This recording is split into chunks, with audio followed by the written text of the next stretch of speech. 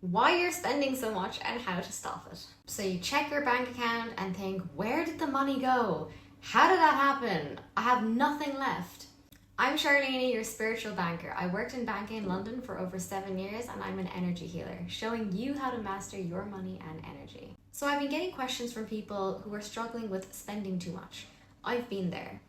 And after working in banking and wealth management with some of the world's richest people, I've seen firsthand how mindset and even energy affects how we manage and spend our money. So why do we spend so much?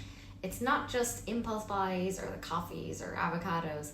It can run much deeper than that, and here are 3 reasons why. First, emotional spending. That's spending to fill emotional gaps like stress, boredom, or even loneliness. Shopping can become a quick fix for a deeper emotional need, but retail therapy is not therapy. It's not getting to the core root of the issue.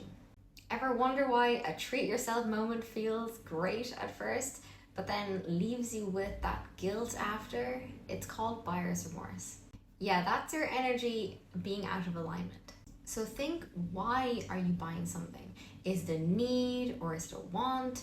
Then go a layer deeper. Where is this purchase stemming from? Like, do you want to buy an experience? Why? Because you would genuinely enjoy the experience, or is it an escape mechanism because you hate your job? Or are you shopping because you're stressed?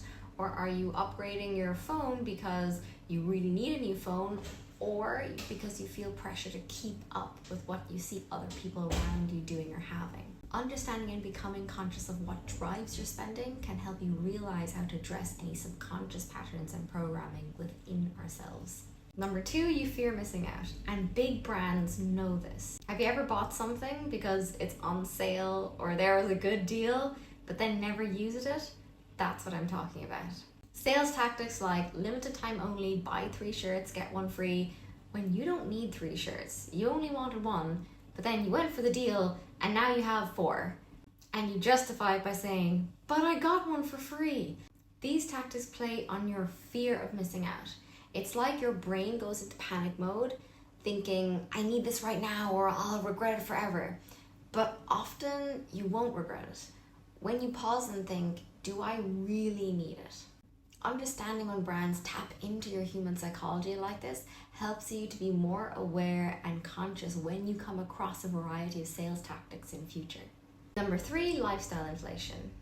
This is when, as your income rises, your expenses tend to rise. So you get the bigger car, the bigger house, go to fancier restaurants, and this keeps people stuck in a hamster wheel cycle of consuming. But here's the thing, and many people won't like this. It's a choice. You choose whether you use the higher income or that bonus to upgrade the house or car or whatever, instead of redirecting that energy, your money, to investments, retirement accounts, or saving for your future goals. I'm not saying don't treat yourself. If you can afford it and your priorities are the tech upgrades, then absolutely go for it, do your thing. But if your priorities are to grow your savings, investments, and attain that financial freedom, and you're sitting there going, I'm spending so much, I don't know where all the money's going, then you know what you have to do. You need to sit down and have those conversations with yourself, identify your limiting beliefs, and understand why you're spending the way you're spending.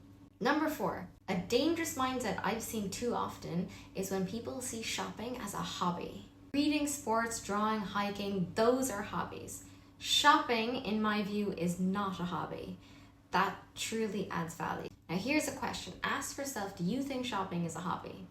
If the answer is yes, get a different hobby. Find a hobby that adds value to you, that builds you up, that fills your cup, that lifts you up. In Ireland, there's a show called How to Be Good with Money, where this financial advisor guy talks to people in Ireland about their financial situations. Now, a common problem with a number of people on this show was that they tended to overspend, like overbuying clothes they don't need, etc. And I noticed a common theme that shopping was seen as a hobby, like shopping was seen as a way that people would spend their time. Or after work, they come home, they're bored, and they start scrolling and shopping.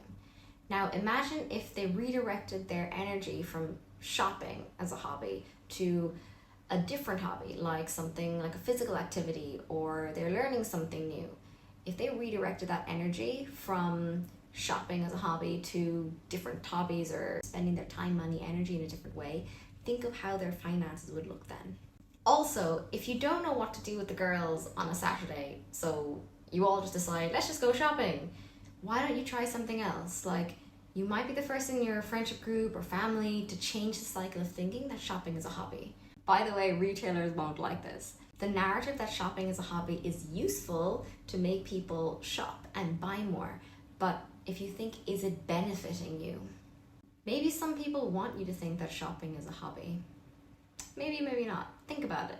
So here are the reasons why people spend so much and how you can become more conscious of why you're overspending.